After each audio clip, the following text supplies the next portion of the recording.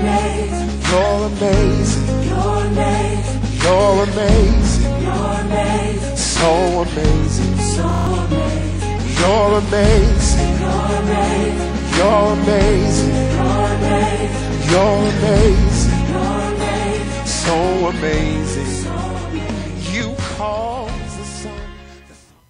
Greetings, everyone, and welcome to Women of Destiny, Real Women with Real Talk. I am your host today, Pastor Charlena Croutch from Refuge Citadel of Hope Church in Roosevelt, and I am so happy to be back. I missed you all on last month. It was my birthday. I was celebrating, so I couldn't be with you, but I am happy to be back with you today, and we have a wonderful show lined up for you. So you want to make sure that you got your coffee, whatever you need around, you have it right there ready, because you don't want to have to get up and miss 1 minute of this show. I promise you, it's going to bless your life. I have my wonderful guest here today, and I am so excited. I'm telling you, this is going to be good. It's going to be good. And I want them to introduce themselves to you. This is Mrs. Wilhelmina Funderburg and Dr. Deborah Wortham, and I'll let them give you a little bit of information about themselves. Mrs. Funderburg. I am a resident of Roosevelt. I have been a resident for the past 50 plus years. I have worked in the community as an activist, and now I'm on the board for like the past 7 years. Yes. And it's a community where we all work together, strive for the same thing. That is a good education, a quality education, a global education for our children. That's what we are working for. Wonderful, wonderful. Dr. Wortham. Good morning. I am Dr. Deborah L.Wortham, Superintendent, Roosevelt Union Free School District, and I always get a pleasure to be able to say that. I am the first locally elected superintendent since the 11-year takeover, and it is our goal to build character and to allow our children to reach proficiency. Wonderful, wonderful. Well, welcome, ladies. And today we're going to be talking about rebuilding the wall. I'm going to read to you our scripture for today, and it is found in Nehemiah chapter 2. I'm going to jump around a little bit. I'll begin reading a little bit of verse 1 and then move into 2. Now I had not been before time sad in his presence. Wherefore the king said unto me, Why is thy countenance sad, seeing thou art not sick? This is nothing else but sorrow of heart. Then I was very sore afraid, and said unto the king, Let the king live forever. Why should not my countenance be sad, when the city, the place of my father's sepulchres, lieth waste, and the gates thereof are consumed with fire? Then the king said unto me, For what dost thou make request? So I prayed to the God of heaven. And I said to the king, If it please the king, and if thy servant have found favor in thy sight, that thou wouldest send me unto Judah, unto the city of my father's sepulchres, that I may rebuild it. We're going to be talking about rebuilding the walls, rebuilding the community.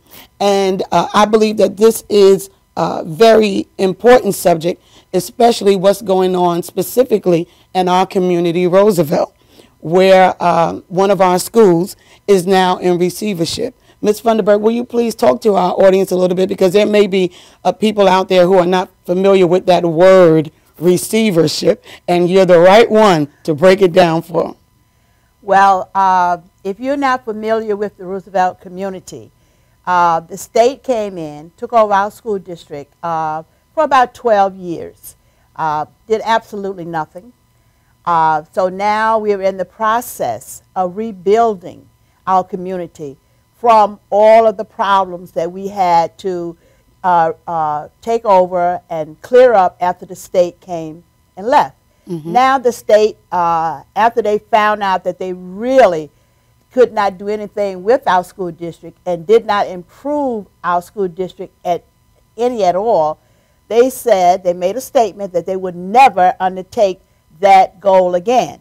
But here we are again, 2015, yes, where they are using a word receivership, which simply means state takeover. Yes, ma'am. And as you know, anytime that a person is making the final decisions, then they're in charge. In receivership, the state is the one that makes the final call. We have built our school. We appealed for the high school not to be on receiver, and we won. We also are appealing for the middle school not to be on receiver. And according to all the data that we have collected and all the data that we have submitted to the state, it is clearly understandable, seeable, that we are not supposed to be in receivership. Now, I can't speak for other school districts. I can only speak for Roosevelt. We know that the state have not shown any progress in our school district in the past 12 years. They used the word failing before. Now they come back and they use struggling. Yes. Because we cannot fault them or talk about failing at this point if they have changed the title. Yes. But we all know that our school is not a failing school district, and when it was a failing school district, the person in charge was the state. Now we are struggling, trying to overcome some obstacles, and I'm quite sure we are not the only school district that have these particular obstacles. So we are not failing. And when we were failing, the state did not correct it. Well, we're not failing because our children are not failures.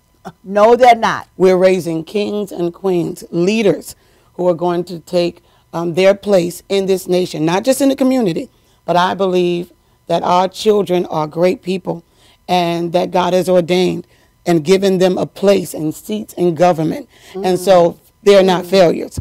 They are a work in process. Dr. Wortham, can you talk to us a little bit about this receivership process and what it is that the state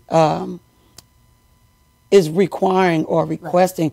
What is it? How is it that, or can we get out? And if we are to get out, I know I'm a trustee member. I think I told you that the last time I was here, that I am the new elected trustee on the Roosevelt Board of Education. And I am so happy to be not just a pastor inside the four walls of the church, but to be out there in the community working, and especially in our schools. And so receivership is something that we are all familiar with. We know that our school has been classified as a struggling school, which means that we're supposed to be watched, monitored, or under state control for 1 year. And then there are persistently struggling schools, Wyandanch, Hempstead, and other schools that are given 2 years to improve. What is this improvement that they're expecting to see? Because as Ms. Funderburk just stated, they did not improve the schools. Actually, the first year that they're counting for us to be classified or to go into receivership is the year that they were over our middle school, and it is our middle school that is under receivership right now. The high school got out, as Ms. Funderburk shared with you. So what is this improvement? What are they expecting us to do that they couldn't do? And what are they giving us to help us to do it? Talk to us about that. Well, I want to go back to the scripture first that you mentioned. And in Nehemiah it says, for they built the wall for the people had a mind to work. Yes. And that's what receivership is calling for. They're calling for the people to have a mind to work. But that's what we've had in Roosevelt. And that's what causes us to move forward. So with or without receivership, Roosevelt has it. Roosevelt has the community. Roosevelt has the engagement. Roosevelt has the momentum that we need in order to move forward. That's why my first meeting with the State Department in August 9th of 2013, and they said, well, we're leaving, but you need systems. Well, the system that we have in place and the systems that we built after that 12 years came from the community. My first year as superintendent in Roosevelt, I talked with almost 400 people, and I heard what they wanted. They wanted and they wanted, and they came forth and they said, we have a mind to work. So the intent of receivership is to engage the community to make our schools better. First year out of state takeover, first year, the community came together and we were able to restore We rebuilt to restore Centennial Elementary School. That's Wonderful. a wow. Yes. Second year, instead of being identified as a failing high school or a failing district, we wrote the governor and we said to the governor, take a look at our data. Yeah, that's the appeal that you were talking about. Right. Okay. But even before the appeal, we said, take a look at our data.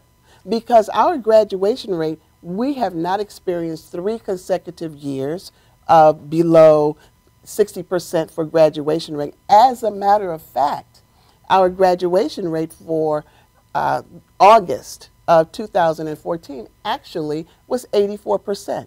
So we didn't qualify. And if you look at the graduation rate for our African American population, when you just filter that, it's 89%, and for the Hispanic population, it's 76%. And we're climbing. We're climbing. We're closing that gap. So we knew the extraordinary situation was that we were in state takeover for 12 years, so therefore we did not qualify and still don't qualify. And as you said, Ms. Funderburg, we have extenuating circumstances that no other district in the state of New York can lay claim to. So what are they calling for? They're calling for demonstrable improvement, which means they're looking for growth. On our last state assessment, we improved 9 out of 12 areas. 9 out of 12 areas, and we're celebrating that. Our middle school alone, all of our administrators, all of our principals have been rated effective by the state as well as the district. Yes, and we cheer and celebrate our teachers. That's right. Who are doing a wonderful job. Absolutely. All effective, and we thank God for the wonderful job that you're doing. Go ahead. So this demonstrable improvement, and that is a tongue twister. It means that you are increasing in their 10 criteria there. So this week, we as a community, our community engagement team, our board, our members, our staff members, our leadership teams will come together and identify what are those 10 characteristics that we will identify that will say that this shows if we have made an impact. We are not concerned because we know that for the last 2 years, we've been building the wall. We've been building that wall. We've been unifying our forces. We have our systems in place, and we are ready to show our impact. Wonderful, wonderful. Tell me where we are in the appeal process, and how long should it be till we expect a response? And I'm not. I just came on the board after you were already received the good news, after you had already received the wonderful news that the high school was out. But how long is that process? And I know Roosevelt has a unique situation. But what about the other schools? Is that appeal process, is it just not something that they should undertake, or is it something that they should look into? Is it too late? Because there are other school districts who are involved in this situation, and I believe, it's just, my belief, that Roosevelt is, for lack of a better expression, test tube baby. They're just trying it out on Roosevelt and some of the other areas. And Ms. Funderburg, I know you're getting hot right now and ready to talk about that. And that's what I'm trying to do, get you steamed up and ready, because that's one of the areas that you're very passionate about, how they are looking at certain areas. And so how do we who live in these areas, who don't want to move because we love and believe in our community, what is it that we can do, and what are the things that we should be paying closer attention to? Well, one of the things we really should pay close attention to is that this is only happening in our African American and minority neighborhoods. And we as African American and minorities, we need to join together. Yes. Okay, we need to join together, and we need to understand that this is done by design. This didn't just happen, okay? And we also need to understand that the only way that this is going to really work, and the only way that our scores are going to go up, that they have to come in and change the neighborhoods. Because when you really think about it, if you're going to put all eggs in one neighborhood, you can't expect to get apples. That's right. So what they have done, I like that. You know, they have organized our neighborhoods where we have, and they tell you this way you have to go to school where you live. So if you have all poor people, I'm not saying poor, meaning poor, but I mean all minorities and all people who are on welfare, and you have all the immigrants. Think about it now. Hempstead had 1,500 people, children, immigrants that was put into that school district. So if you come in and desegregate the school districts, then that way, once you desegregate the housing, then people are going to live all over. People be living in Garden City. People live in Mineola. People live in Roslyn, Manhasset. Right next door to us, we have Merrick. We don't have any Hispanics traveling to Merrick because they don't live there. Their families don't live there. So they come to the neighborhood where their families live. So they overcrowd our schools. And these children, a lot of them, not you know, taking anything against the children because they don't have anything to do with it. But let's think about it. If you have never been in a school before, you never even been in a house, and then we put them all in one neighborhood, okay? And we got to train them. We got to teach them how to speak English, okay? Then we got to teach them how to take the tests. Now, we have to do all this in the minority neighborhoods. Yes. So when it comes time to take those tests, of course our testing is going down. Our scores are going down. Yes. But if we divide them, if we got 100 kids, and we put 15 in each one of the neighborhoods, then everybody's test is going to go down because we all doing the same thing. Right. So that's the main problem. Or everybody will improve or remain consistent. Everybody will improve. And that's what I want to pull out of you, because rebuilding is going to be more than Roosevelt rebuilding. It's going to take the surrounding neighborhoods to come and join in with us to rebuild this wall. Certainly Roosevelt is doing a wonderful job, and we're engaging, and we're going to talk a little bit more about this community engagement and the other pieces that I believe will play a vital role in us successfully rebuilding this wall. Especially churches. But there you go. And we have someone who's going to come talk to us about that. But we need to look into how we can engage the surrounding areas and how we can get those who are watching and looking on and seeing this happening and reading in the paper, how you can help us to rebuild the wall, because we need you to help to rebuild our communities, because our community is a part of this nation just like yours, and it's about the nation. We're going to commercial. We'll be right back in just a moment. Stay there.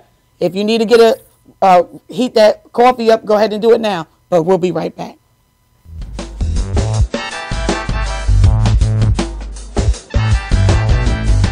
Luxury Coach is a full-service limousine and party bus company. Family-owned and operated, we are an industry leader with over 25 years of experience in providing best-in-class luxury transportation for your special event. Whether it's your precious wedding day, an all-day wine tour out east, your high school prom, that special birthday, or just an amazing night on the town, our professional chauffeurs stand ready to ensure your special event is truly special. Galaxy Luxury Coach has one of the largest and modern party bus fleets in the New York area. Our party buses are simply nightclubs on wheels. Concert sound systems, light shows, lasers and strobes, multicolor LED lighting brilliantly lights your party bus inside and out. For corporate and more laid-back events, we will cater to your specific needs and requests. What sets Galaxy aside from all others in the luxury transportation industry is our attention to detail in customizing our services to your special event. At Galaxy, it's all about you and your guests. Galaxy customers return time and time again because they know they can trust Galaxy to help deliver those lifetime memorable moments. Step aboard and let your Galaxy experience begin.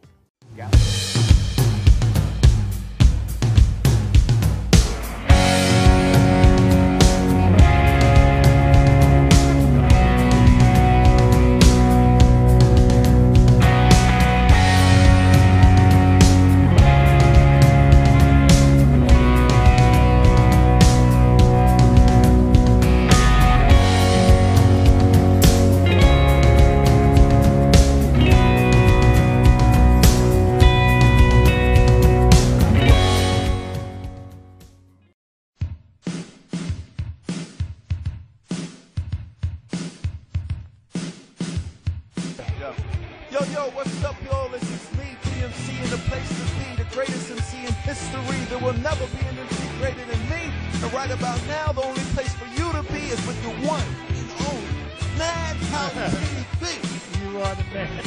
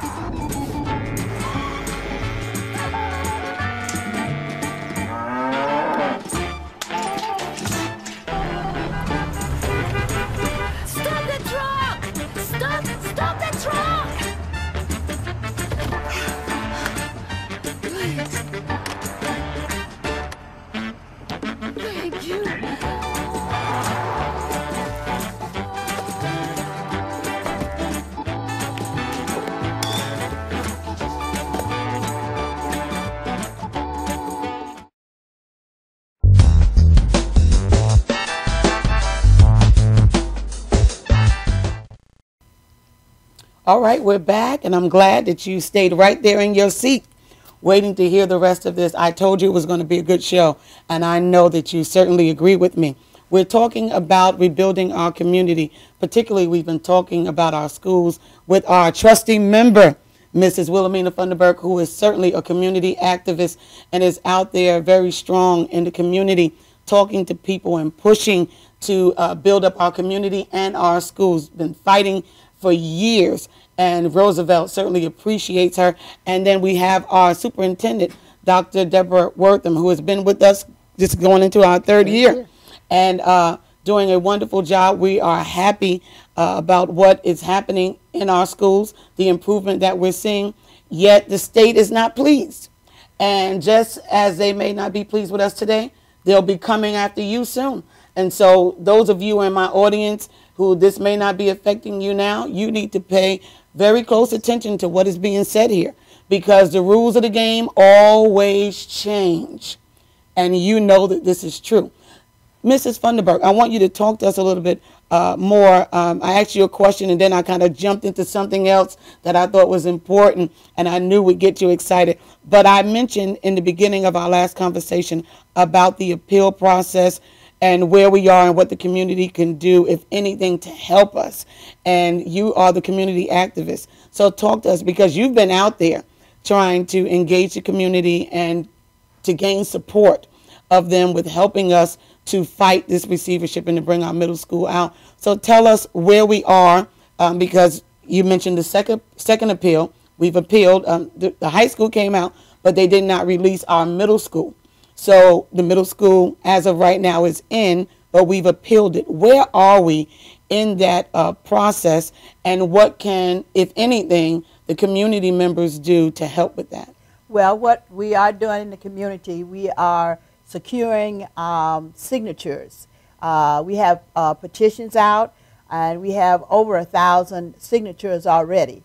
We are asking each and every household to sign to oppose the state coming back into our community. And we really have to stay very close with our attorneys. We have asked them to place the appeal. We are waiting for an answer. The regions have to meet, and they met last week. We haven't heard anything. But if it comes back where they are not in our favor, then the next thing we are going to do is file for an injunction. But in the meantime, we followed all the rules and regulations because we understand that if we don't follow the rules and regulations, they can always come in and take our state aid. That's what we have to be very conscious about. That's very important. You know, as you're going through the process, to follow the rules. Although we're not happy about it, it is still the law, and we must obey the laws of the land. Go ahead, Ms. And because you have to understand too, and minority communities, we depend on the state aid. I know you've all read in the paper where a lot of the schools opt out of taking the tests. They could opt out of taking those tests because they do not depend on the state for their aid.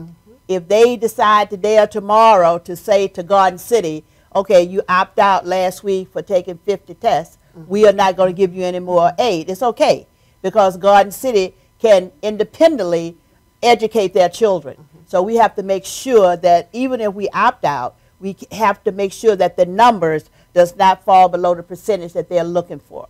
So we have to really be on top of everything and stay one step ahead of the state at all times. We have to do that. So if you have not signed the petition and you're in the Roosevelt community, every person over the age of 18 needs to sign this petition. Mrs. Funderburk as well as Mrs. Scott. And hello, Mrs. Scott. I hope that you're watching. She couldn't be with us today because she's under the weather. And Dr. Wortham, we thank you so much for taking her place. But these two ladies, as well as members of our PTA, have been in the grocery stores, have been at every meeting and anything that is going on in the community trying to obtain signatures. Some of you signed over at the church when we had our outreach and backpack giveaway event. But we need those of you who have not signed, and those of you who are over the age of 18, have not signed, and you're over 18, to please reach out. You can find Ms. Funderburk at the school. You can come to the school and say, I want to sign the petition. Someone will help you with that. But in the grocery stores and everywhere, you can contact us. We'll give you contact information at the end of the show to reach out to us. But we need the community to sign this petition. We want to go with numbers. We want to show them that we are all in. Yes. As never before, fighting against this receivership. Dr. Wortham. Yes. The process and where we are, because I knew Ms. Funderburk was going to go right into the petitions, which is a key piece that I wanted to make sure she mentioned on the show today.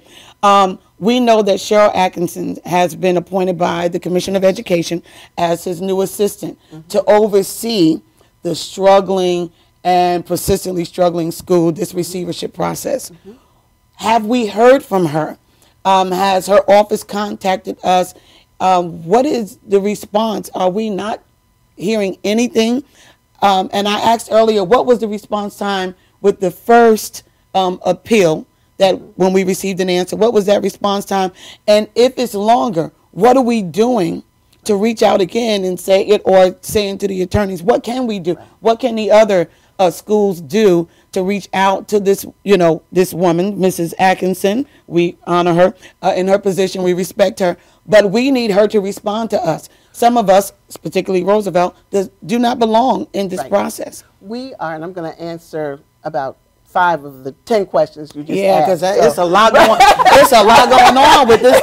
This is serious business. That's why I told y'all to grab your coffees and stay right there. Go ahead. We have received information that Ms. Atkinson is in place, and we received her a litany about her background, her experiences. She's a former superintendent, and yes, she has a track record for turning around districts, which is former very superintendent. Where? Former superintendent. I can't quote the location, but she is it in New York? One of the New York schools? Or? I can't recall that one, but I know that she is a former superintendent, and she has experience with school reform.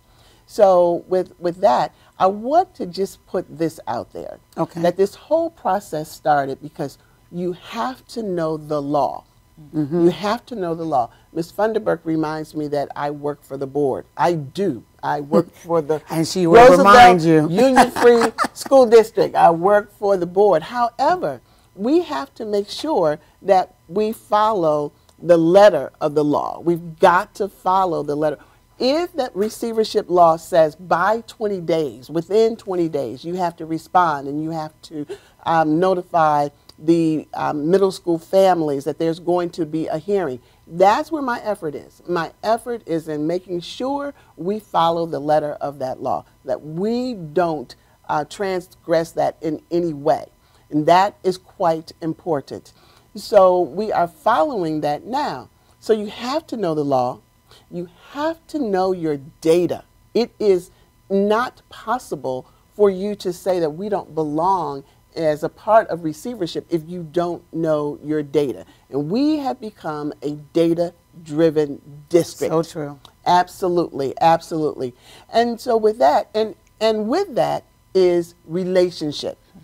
Relationship. We have to be bound together with cords that cannot be broken. We, meaning the faith-based community, the teachers, the staff, the students, people just interested in our district. We've got to be bound together with cords, as I said, that cannot be broken. And when you do that, then you have the capacity to stand and say, well, we've aligned ourselves with this law and we do not qualify. That's how we came out.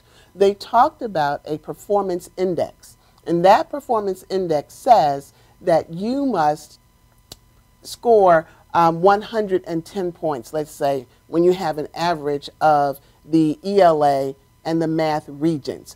Well, you have to do that 2 consecutive years.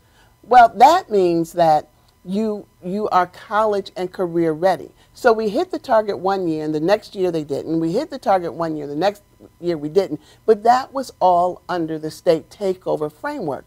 Okay. Outside of that framework, or simultaneously, we were building what we call Smart Scholars, the college and career readiness. When I came on board, that program was already in place. It means that our students, our high school students in grades 11 and 12 can take college credit with the help of SUNY Old Westbury, and those college credits can transfer anywhere in the country. So I have a quick question. My question is, will all of this help us, and is all of this information included in the appeal? Yes. Okay. Yes. And so I guess I want to get to that response from Ms. Atkinson, because we have another guest and I want to pull her into this conversation to continue with the rebuilding piece. With all of this information and the Smart Scholars and all of our teachers being effective, I know that was this year, but they've been doing a wonderful job, and all of these things that we have going on and doing, we put that information in, building relationship with the community. Are they aware of all of this, and is that in the appeal? Yes. And why haven't, or have we, I know we haven't heard anything, but what is the response time and what can we do to? This is what we have heard. We have heard that none of our schools have changed their school improvement designations for this school year as a result of our recent test scores. But aren't we the only ones who appealed? Did anyone else appeal? No. I can't say that they have or they have not, okay. But we know that we have only heard about Roosevelt being successful. And we have heard that our high school, that they are very optimistic that the high school will come off of the priority list in January of 2016. But those things were before the appeal. They took place before the appeal. That's why I say you have to know the law. Where are we today? Today we are working with our attorneys to finalize the appeal submission, to finalize that. So we haven't submitted the appeal. Okay, okay, because I was under the impression that we had submitted. So I was ready to tell my viewers to start writing Mrs. Atkinson and start flooding her office. They can do that. And they can do that now. They can do that. Because we need support and we want to hear a proper response. Our school does not belong in this receivership? Mrs. Funderburk, you want to jump in there? We have heard from the appeal for the high school. But Right. both our appeals have went in. The appeal for the high school and the middle school are in. The thing that we are, and they came back and told us that they did not accept our appeal for the middle school. So that's why we're appealing the appeal. Okay. We're appealing the appeal, right, is what's happening right now. And that's what we're waiting for. And if they don't appeal the appeal, then we're going to go to the next thing, and then we have to go to the Supreme Court. That's where we're going. And that's what you told them in the state meeting. Yes, I sure and did. that is also why this community engagement piece is so important. We need the community to get more involved. Now, you mentioned the community engagement team a little earlier and the meeting that's taking place. And you know that I have been very passionate about this engagement team and what's happening. I know I've spoken to people in some of the other districts, and I've made friends in Wyandanch and some of the other districts who are under receivership. And I know they have board members and other things, other people involved in or on the community engagement team. What is the team going to be doing, and how are they going to engage the community? Because we have some wonderful people in our community. We have the Mrs. Dorothy Boxley, who's watching. Hi, Mrs. Boxley. She's watching right now. We have the Powells, who have been longtime community activists, have been on the Board of Education, and are very passionate and upset about this receivership. They don't have children in the school, but they are activists, and they have certainly been a great help and support to the Board of Education. How do we engage not only the parents, because we got to re-engage them in order to rebuild Roosevelt and bring her to her former glory, where the state and everyone else is only applauding and celebrating us? It's going to take getting the family and the community involved. And although I remember when you first came, one of the things that one of the principals said to me was that you had them to walk the community. That's right. And that impressed me. I want to know, are we going to be walking the community again? Are we going to really engage the community? When we look at that word engage, it means to pledge to, or to bind, to come into relationship with. How are we bringing these people into relationship with us? And I've been passionate and driving for an answer. So now I got you on camera. Here, give me my answer today. I got on camera, y'all. Give me my answer. Remember, we said we have to follow the letter of the law. Right. The criteria, according to the commissioner's regulation, says that we have to have the PTSA to recommend individuals for the community engagement team. We've done that. The teachers become a part of the community engagement team because they come through the recommendation of the teachers union. We've done that. We've reached out to the administrators union. They come through the recommendation of the administrators. And students participate by having a ballot, a vote in their schools, and that's going on now for the middle school. So we followed the letter of the law. I know the masses wanted to be a part of the community engagement team. However, strategically and using wisdom, we followed the letter of the law, and we added the requirements first. Now, the fine line says once those individuals are in place, then you can establish other criteria for including additional individuals. Remember, all of this took place over the summer. Well, my concern has been that every district that I've spoken to, they have board members, and they have more than one teacher, more than one. It appears that we have the minimal, and there are no board members in our Roosevelt community,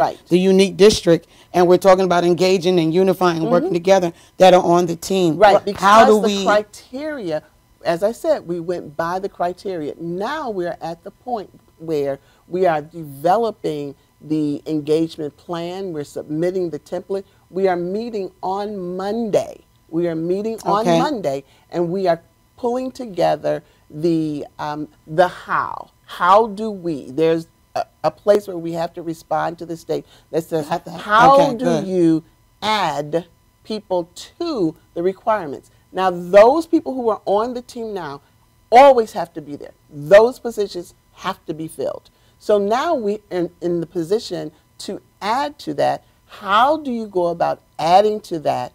And then what are the responsibilities? How are decisions made? So that's the process where we are now. We're in the process of developing the criteria. So, you know, we don't want your good to be evil spoken of. We want our good to follow through and to do the right thing. So while Ms. Funderburk and Ms. Scott are out there in the heat of the night, we have to follow the letter of the law, because at any point in time, anyone could pull the plug while we are appealing the response to the appeal, but we don't want to be found weighed in the balance and found wanting. One thing we have to remember too is who we're dealing with.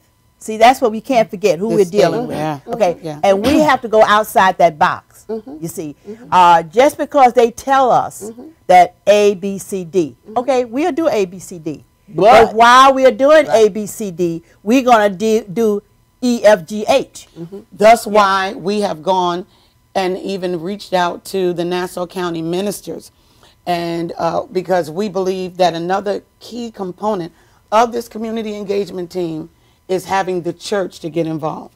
I have my friend here today, Pastor Karen Connor Wilson, who is an awesome woman of God. Pastor, please introduce yourself, and you and I are going to jump into this, because the church has got to get involved with rebuilding. Nehemiah, what he was rebuilding was a church. Introduce yourself, because I'll jump right into there, because this is hot, and I know y'all enjoying this, but I want my sister to tell you who she is and where she is, because after this show, you're going to want to find her so that you can go and visit her ministry. Amen. My name is Karen Connor Wilson, Pastor Karen Connor Wilson, St. John CME Church in St. Albans, Queens, where I have been pastoring for the last 12 years. Wonderful. And just happy to be here today to be a part of this great panel. Wonderful, wonderful. Our scripture in Nehemiah is talking about, and I read the beginning, the first, I believe, verse 1 through 5, where Nehemiah's countenance is sad, and the king noticed the sadness on his face.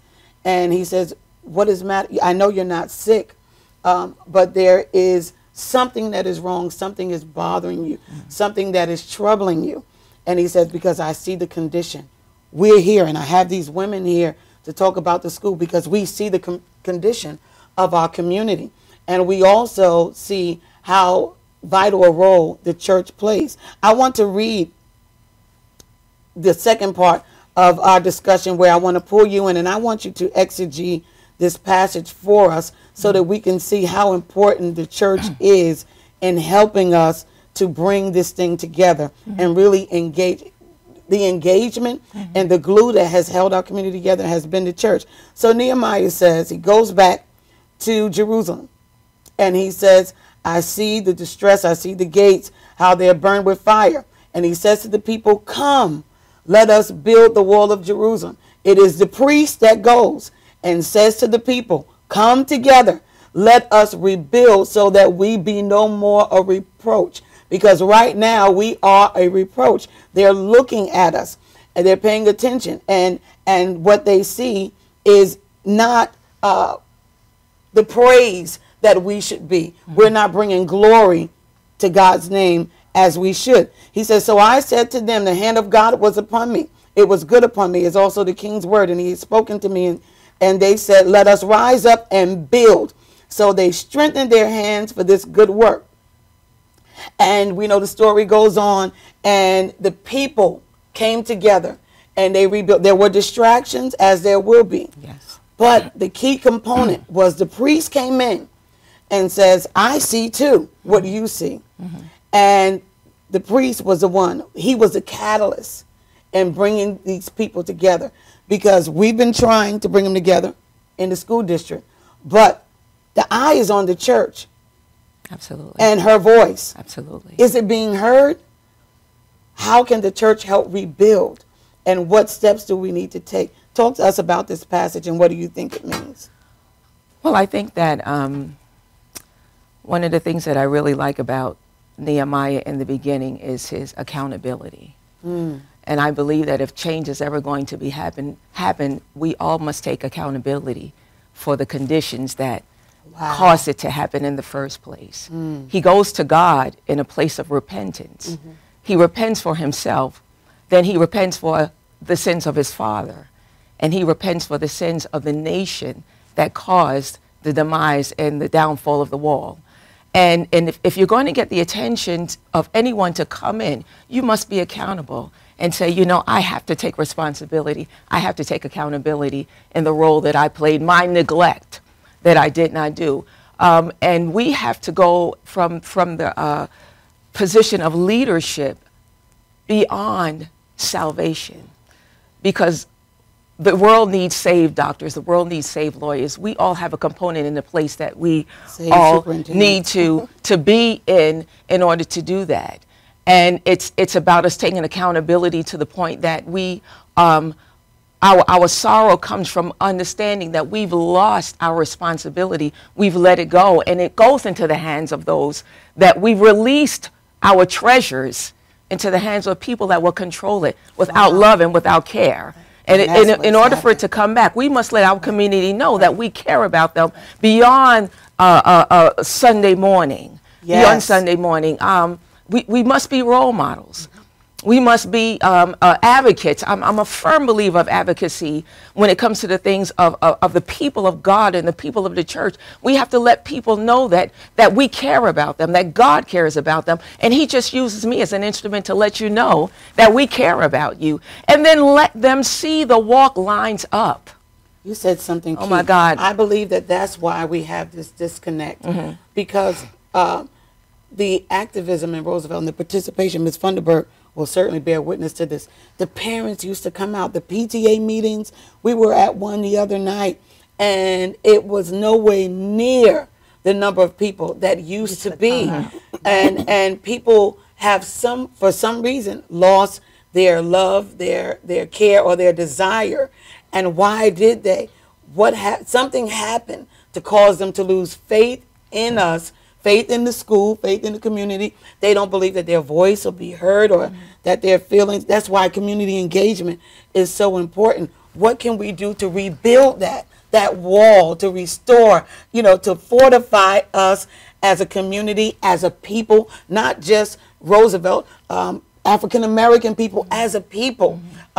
We were in the civic meeting with the civic leaders in Nassau County, and one of the things that Bishop Frank White, and we honor him, made the statement that he grew up in schools and none of his teachers look like him. But now that they do, why is it that we have this classification, and why is it? And I know Ms. Funderburg talked about how we've been given a greater struggle with the minorities and people who don't read English, don't really know English, and then we want to teach them real quick. We only got a couple of months and prepare them for tests, and that they're failing. But how do we get those who were once active and those who are really stakeholders to believe in us again, to help us, to join in with us to rebuild the wall? Because what the state is looking for is engagement to help us repair the community. What the world is looking for from the church is engagement. We enjoy your services. We enjoy your sermons. We enjoy your singing. It's wonderful. But we have some issues outside of your four walls. And how can we engage these people? Talk to us about that.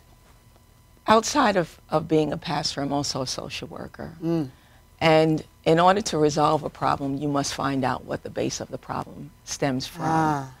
And if we're only approaching the community for membership, we'll never know what their problems are. So absolutely, and so it has to be about communication, creating a forum that they can come in and let us know what the problems are.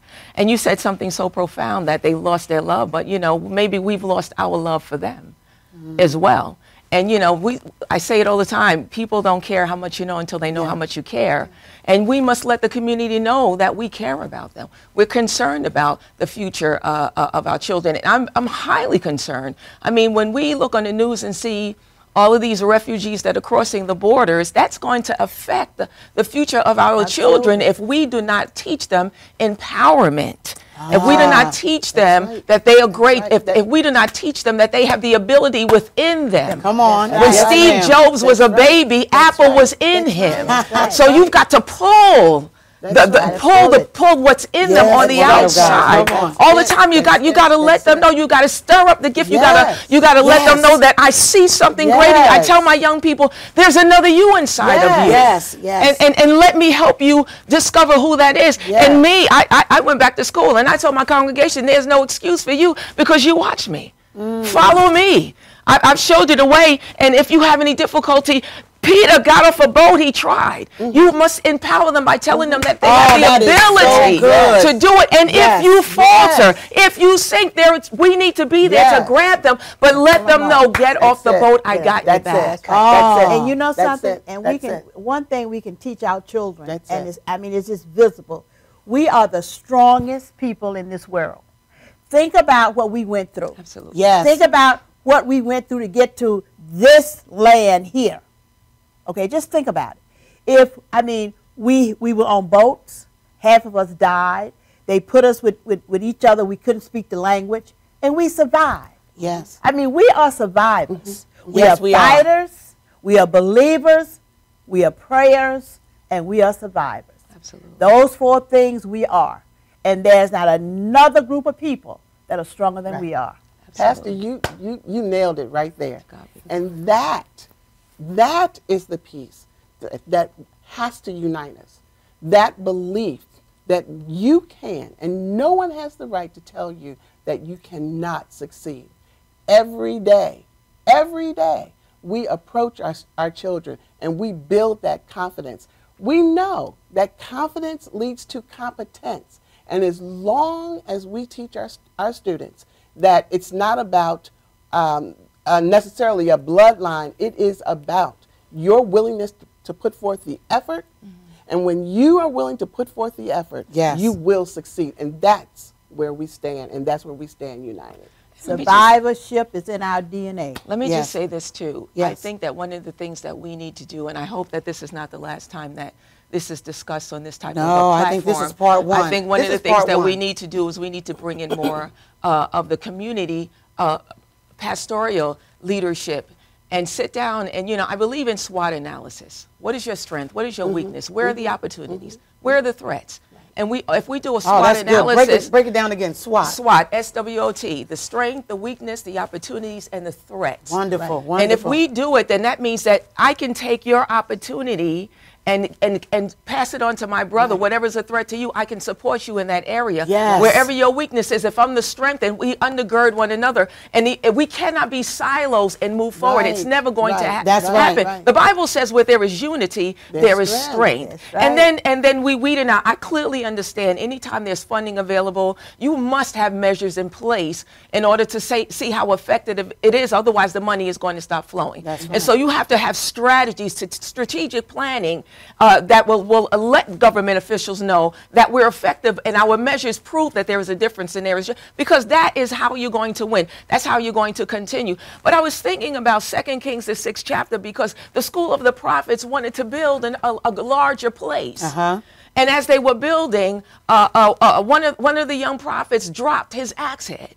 But it never said that they stopped working. And so sometimes we're working without an axe head, and that we have no power and we have no strength. And it's time to get together, that we strengthen, that we're not losing our axe head. And the question that was asked is, where did you lose it? And we all need to find out where we lost. The thing that made us sharp at one point or another. Because we are tenacious people. We're resilient people. But somewhere along the line, we've lost our axe head. And the question needs to be asked, where did you drop it? And from there, we move forward and do what we need to do in order to change our community. And do not give up. Jesus did not give up. Nothing is ever easy that you're going to accomplish. You must work for, you know, whatever's we're fighting for, you're going to sustain it, you're going to keep it. Yes. I mean, statistically, lottery winners lose all their money. That's right. But people that go to work every day know exactly where every dime is, and so what you work hard for, you can account for. And so it's about just learning how to be accountable in that area that we're fighting for the right cause and the right purpose. And no one loves the church more than I do, but it's time for us to change our communities. yes. And if I'm a strong believer, and I'm going to be quiet, but the Lord said to me, the Lord said to me, if you ever want to build your church, it's in the community. You build your community, and you will build your church. You meet the needs of the community, and then you can meet the needs of the church. Say that again, because there's a pastor who's watching who has not embraced that concept. And I think that the church really needs to know, because when we talk about separation of church and state, I believe that many have the wrong understanding of what that means, and the church in some aspects have separated. And that is not what it means. Talk to us about the separation of church and state, because we need to engage those leaders who have a tremendous following. And if people are not members of their church, they certainly respond to their voice. And we need them to use that voice to help us to engage the community. We've got to rebuild this thing together. Talk to us about this separation that has occurred, because it's going to take, as Ms. Funderburg said, everybody working together, the superintendent, the engagement team. It's going to take everybody to rebuild the church, to rebuild the family and the community. But if the church has separated herself, and the church comes and brings us and supplies us with what we need, the church supplies us with the axe. Absolutely. How can we build? Absolutely. Well, I believe that the misconception of the separation of church and state is that people do not have a full understanding of what that really means. It actually gave us the liberty to do the things that we needed to do. The concept of that was created because as we divided from England, the practices that were in the church, where it was my way or no way at all. And so you know, our founding fathers came in and said, you can no longer, you know, lock people into what the Anglican church did. The Protestant church is the ability to believe God and conduct yourself in a manner conducive to your faiths and your beliefs. And so the separation of church and state has nothing to do of the role and the responsibility that the government has. Many of the things that have changed this nation started through the church. When they wanted to make an impact, when it comes time for our new president, they're going to go look at Alan A. and me. They're going to look at these large institutions and say, let me come in because I know that there is power in your church. And so we need to understand, you know, Daniel, the 11th chapter, the 32nd verse says that a people who know their God shall be mighty and do great exploits. If knowledge is power, and what we don't know is going to destroy us. So I clearly understand about you going by the book, but we must bring knowledge to the table. That's what she said. Absolutely, knowledge to the table, and it must come from the pulpit, because there are times that the people will believe what the pastor says before they believe the government official. And so that's one of the reasons why we must come together, to let them know that we need to make the state be accountable, and we need to let them know that we are not ignorant people. We understand exactly what you're trying to do. And what we know how to read, and then we need to teach our people, teach our children. Use the biggest thing between your head is between your two ears, and it's your brain. Use it. Utilize every ounce of your brain in order to change a nation, change your life, change your home, change your environment. You do not have to stay where you are. The Bible says, now are we the sons of God. And I love that scripture, because I'm a son, although he's still working on me, which is the encouragement that even when we stumble, we're creating and we're developing, but we're still moving forward. But it comes in a place where there must be unity. And Nehemiah said, listen, I cannot have a wall up only at my house, because walls represent boundaries. Walls represent a protection. Walls represent so many things, and if we have the walls up, then the infiltration cannot take place. And walls, oh my God, walls also represent what you want to keep out. And we've got to tear the walls of ignorance. If we're talking about rebuilding walls, there's some walls that's got to, and before you build something, you got to tear out the old stuff. And so we got to tear down some of these old ways of thinking. To put In the new order ones to in. put a the new people mindset. had a mind To There you go. work. to work. There it is. Is why the wall was built. There it Right. is. And it's important that the church understands that the separation of church and state was not meant to keep the church out of the world, Absolutely. but to keep the world Out. from invading the church. That's right. The church must invade the schools. The church right. must Absolutely. invade That's government. right. The Absolutely. church must get into the courthouses. Absolutely. Otherwise, our walls will forever That's right. Yeah. lay in ruins, Absolutely. and our lands will be Absolutely. desolate. Thank you so much for tuning in. I know that you enjoyed this show. I can't believe it either. I know. I hear you. I hear you. Our time is up, though, but we'll be back. I believe that this is a conversation that we need to continue, and I'm going to see what I can do about even getting more time if we can, because this is something that we need to talk about. I thank my wonderful guests. You have been wonderful today. Thank you, Mrs. Wilhelmina Funderburg, Dr. Deborah Wortham, and Pastor Karen Connor Wilson, my covenant sister, CCFM forever. I love you. God bless We you. Have a love you wonderful too. evening, each of you.